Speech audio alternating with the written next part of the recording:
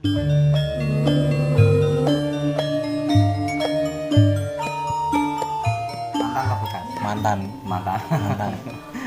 siswa. Katanya benci dari Esa Terate tidak. Terus di Pilang Bangu itu saya mendaftarkan diri juga tidak. Sejak saya masih bujangan, semenjak saya melatih awal tahun 2000, saya selalu menanamkan adik-adik saya itu katakanlah sejujurnya walaupun itu pahit adanya. Itu ada yang kau pingsan bener-bener sek itu ada yang setengah kan, gitu kan. Kalau pingsannya tidak sadar, sama penanganan sadar. Sini. Agak sini itu kan tanah tuh. Nah, kemaluan kan ketendang. Cepat. Maluan. Loh, enggak apa-apa toh, enggak pakai toh. Naik tenang naik. Ini kan kader.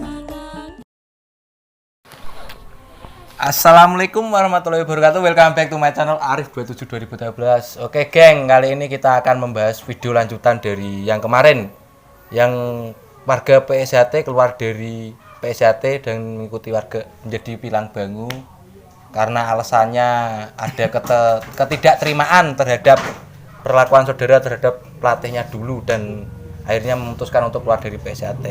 Nah, kali ini kita alhamdulillah bisa silaturahmi, bisa bertemu dengan pelatihnya yang fenomenal dulu.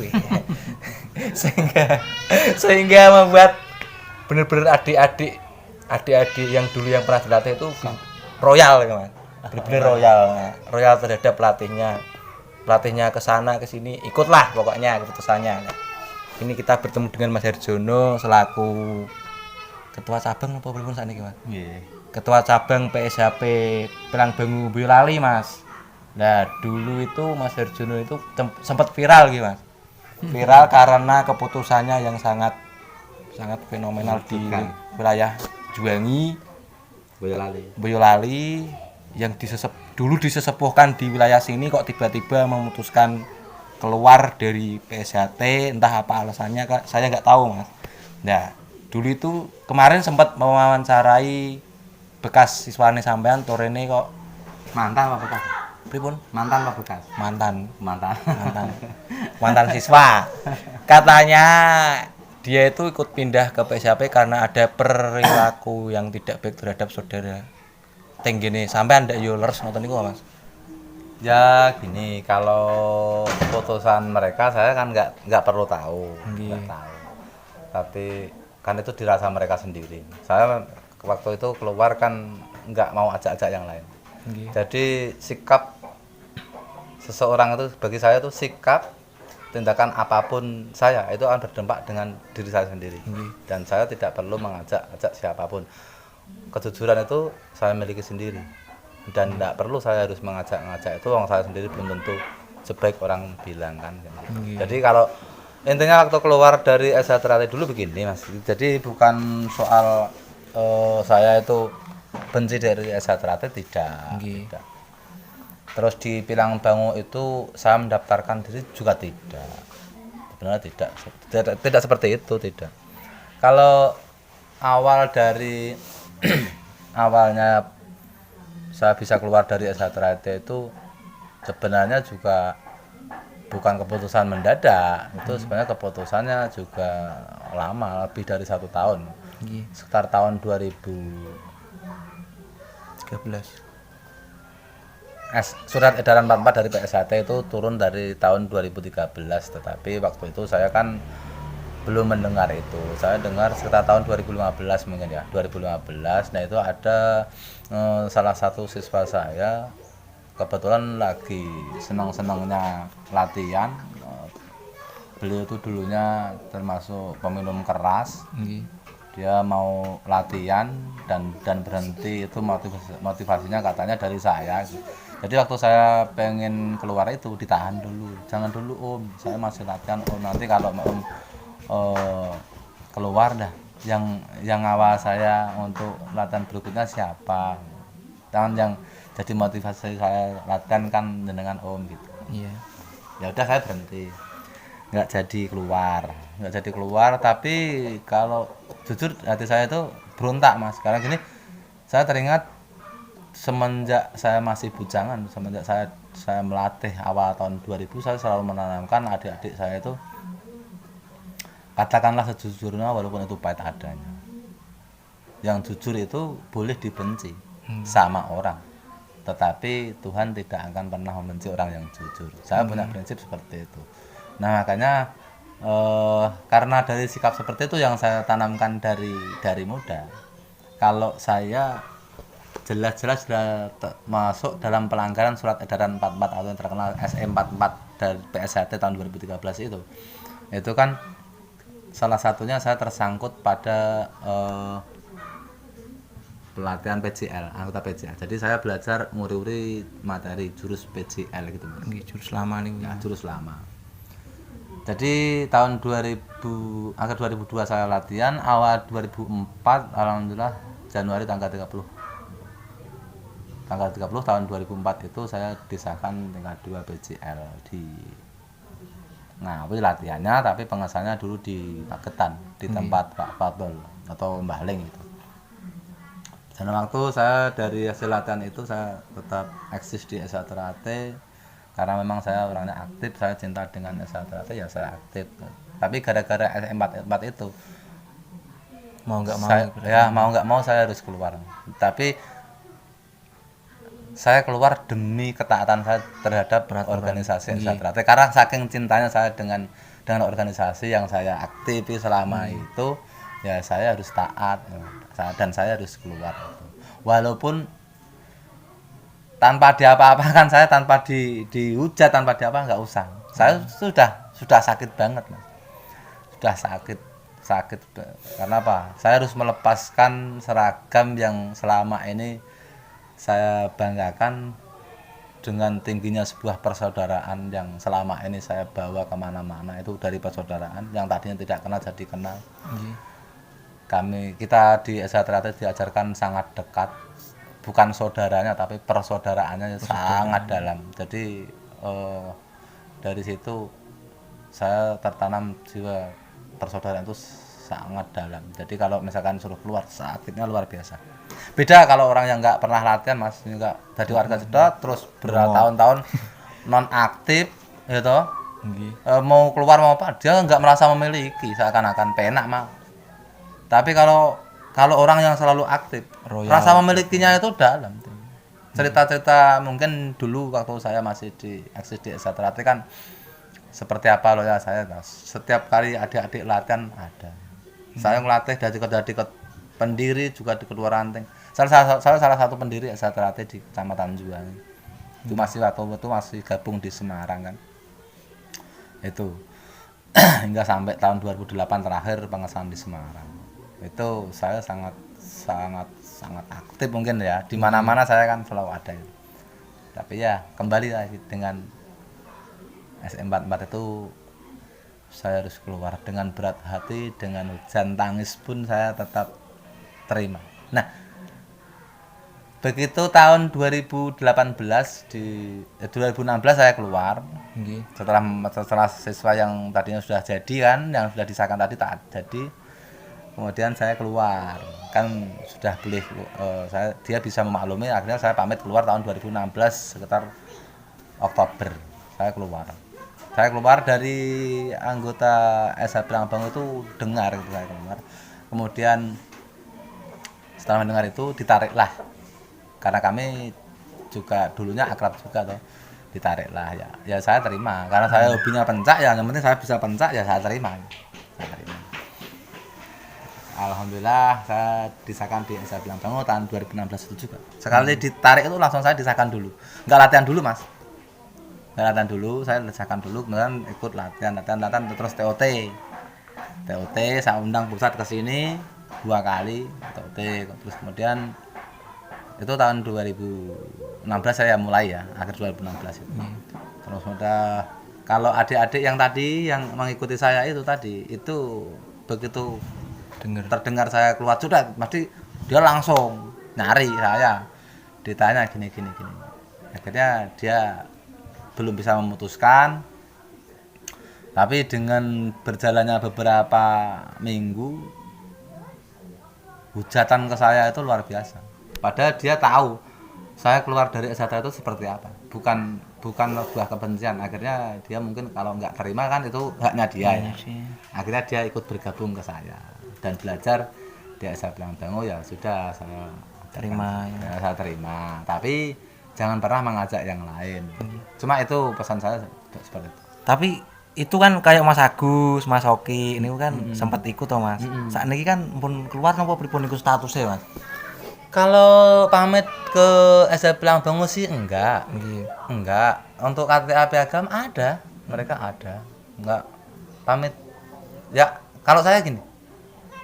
Saya tuh bebas. Bebas. Katanya kalau dia mau aktif di SHT lagi, enggak usah pamit sama saya pun enggak masalah. Tapi ngobrol secara ngobrol biasa gitu ya ngobrol sih. Memang pengen kembali lagi ke PSHT, tapi nggak harus resmi kayak surat, kayak saya bikin surat itu kan enggak gitu ya. Ngobrol-ngobrol sih oke gitu. Iya, ngomong mau memang karena beratnya persaudaraan di SHT ya saya memaklumkan. Saya memaklumi gini, dia kan hanya mengikuti saya, tapi dia tidak tersangkut pada PJL. Kemudian dia menyatakan rasa sebenarnya rasa cintanya terhadap SHT itu tuh masih kuat, ya berarti kan nggak apa-apa dong. Nggih. Tapi yang namanya persaudaraan kan nggak harus SHT dengan SHT Langbango terus apa, enggak lah. Tapi kan Mas, sak bare pindah kan pindah niku Mas. Terus pindah melihat ning Satrate. Kuwi banyak nganu lho Mas. Hujatan-hujatan saka dulur-dulur dewi. Oh iya. Oh wah, kuatah Mas. Enten sing ngomong ngeten kok. Lha kowe iki cah buayi nggih dolanan organisasi sak seneng dhewe ngene-ngene. Enten sing ngomong ngoten niku. Asli niku. Gini nih. Saya mendengar keluhan dari adik-adik itu ketika mengikuti saya bergabung di SHT Langbango. Mereka itu dihujat, katanya pengkhianat. Nggih. Tapi begitu dikatakan pengkhianat, akhirnya begitu mau kembali ke PSHT lagi, kok dihujat? Itu terus maunya yang seperti apa? Enggak tahu Mas. Ya mungkin nak kayak kula kan awor sak mendino lho Mas. Sing do pindah niku. Kasihan mungkin ya. Kasihan Mas. Ya jengkel malu jengkel Mas. Pengennya apa sih? Kur sekedar nek aku dhewe kur guru-guru koyo ngene mosok sing mau rek awor akur kok dadi bubrah kan wagu kesane. Kalau minum kopi nggak jadi habis ya? Wah, wis. Sayang gitu. Sayang. Kalau saya nggak gitu lah. Kalau kita pengen menghujat seseorang itu kita harus melihat diri kita sendiri. Nggih. Seseorang itu loyalitasnya seperti apa, dan saya loyalitas saya seperti apa. Kalau saya hanya bisa ngorek-ngorek nama organisasi, buat apa kita menilai seseorang? Organisasi itu diajarkan sebuah persaudaraan juga ada, Pancasilat ada, kekeluargaan juga ada. Yang jelas kita diajarkan ke agama, ketuhanan terhadap sesuai dengan agama kita masing-masing juga ada. Lalu kenapa ajaran-ajaran seluhur itu kita dengan bangganya, banyak juga saudara-saudara yang memakai sebuah lambang kebanggaan, baik itu kaos atau mungkin bahkan pakai baju sampai minum-minuman keras. Nggih. Itu kan bagaimana perasaan saya Mas? Sakit Mas. Dulu saya nggak seperti itu sih gitu. Waktu saya masih di SHT, saya tegas dengan perbuatan-perbuatan seperti itu. Nah sekarang begitu saya tinggalkan, kenapa dijadikan seperti itu? Nggak ada tindakan-tindakan di sini untuk yang di sini kok kayak dia. Tapi kan gini Mas, mungkin urung ono kesadaran Mas. Pak urung ono kesadaran. Dulunya kan sudah sadar, sekarang malah jadi nggak sadar. Nggak tahu Mas, saya kurang bergaul sama warga-warga yang kayak gitu Kan soalnya. sayang Mas. Yo pesan saya gini, saya nggak mau mengatakan itu jeleknya atau gimana, enggak. Tapi saya hanya pengen pesan, titip pesan, tolong SHT dibenahi sebaik mungkin. Dulu SHT itu ajarannya bagus Mas. Kasihan organisasi yang menciptakan dulu susah payah, gitu. Terus sekarang kita kotori dengan perbuatan-perbuatan kita sendiri, ya janganlah. Yuk pesan saya sekali lagi untuk dulur-dulur SHT yang saking cintanya saya beranikan diri untuk berpesan, tolong dijaga nama baik organisasi. Karena saya sudah tidak bisa lagi memberikan arahan ke sana. Tapi kalau bicara secara pribadi, main ke rumah, pengen ngobrol apa ya, boleh lah. Pengen bagi saudara-saudara S1 Latte pengen tanya apa ya, selama saya tahu saya bisa jawabannya nggak pakai urung wayahe. Nggih. Insya Allah bisa langsung jawab. Boleh. Nggih, dan iki kula niku kan maune sinau kalih sampean berarti dereng tuntas, Mas. Misal lho, Mas. Ya. Takon iki takon. Los der. Takon misal. Misal kaya kula kan beda, jadi beda organisasi nek misale sinau mulih kalih sampean ndak yo mikir-mikir sampean napa nggih los napa nggih. Nah, ora apa-apa kan ilmu jenenge ora mandang organisasi napa pripun sampean. Ya gini, kita harus tahu ranah. Artinya gini, yang mau ditanyakan apa? Kalau misalkan tanya seputaran materinya S1 Latte ya, selama saya masih bisa jawab, tak jawab. Mau keberapa? Nggih. Tapi kalau misalkan pengen materi bilang bohong kan ya, saya mikir dulu. Nggih, Kan nggak Pak. Tapi kalau materi-materi umum boleh. Ya, pengennya apa? Iya, gini kan Mas. Saya kan masih ya sering dari awal pengesahan sampai sekarang pun sering terjun ke latihan Mas. Sering nangani siswa langsung, alhamdulillah nggih Mas. Ya, bagus Dan latihan. hobi saya Mas, hobi saya niku setiap kelatihan itu nggak siswa Mas. Hobi niku munan Mas. Nah, neng kesalahan langsung tak KO ora kesuwen Mas. Lah niku. Kadang niku kula nambani siswa Mas. Kadang pun rumasane kula ki pun bener lek nambani tapi kok jadi ngomongnya urung mari-mari reseke iki Mas. Nah, cara mendeteksi utawa mengindikasi siswa kuwi bener-bener KO ora. Kuwi saka ngendi Mas? Nak menurut sampean Mas. Kan gini. Kita kaji dulu tentang masalah KO. Kenapa siswa itu KO karena faktor tendangan ya, tendangan. Tendangan. Itu karena ulu hati yang ditendang dari bawah jeda. Itu menuju ke arah itu jantung ya, jantung tendang dari ke naik itu kan mendekat ke hati, jadi otomatis kita tidak bisa bernapas. Itu hanya hitungan menit. Kalau sudah parah semaput sampai tidak sadar, pingsan sampai tidak sadar, itu hitungannya hanya detik, nggak bisa bermenit-menit. Itu harus secepatnya. Nah, kadang orang itu ditolong seperti ini, ini kan dibuka gitu kan, diturunkan. Oke, dia bisa sadar, tetapi rasa neseknya itu masih terasa. Nah, ini bagaimana supaya dia itu benar-benar sembuh total, dan bagaimana untuk melihat Indikasi kebohongan terus. Siswa itu benar-benar masih merasakan sakit atau tidak, itu kan kita harus tahu itu. Tuh. Dan jadi ada tempat titik tertentu yang memang kita harus pegang. Tuh. Nah, misale Mas. Misale kula langsung dipraktekke men supaya paham dan nggih angsal berarti. Boleh, karena ini bukan materi pokok ya. Artinya ini kan teknik umum ya, teknik umum. Ya boleh saja. Penanganan pertama berarti. Apa cedek iki? Bang. Langsung cedek ya, Bang. Nak pas ndang. Jelas di zoom kan jelas. Terus pingsan jatuh. Ini kan jatuh. Nah, kamera mengikuti ya. Ini jatuh. Ini langsung diluruskan saja. Katakan lepas sabuk itu kan supaya ini kita nggak ganggu saja lah, biar longgar gitu. Pas kita cek apakah ini siswa longgar saja. Apakah siswa ini benar-benar KO apa tidak?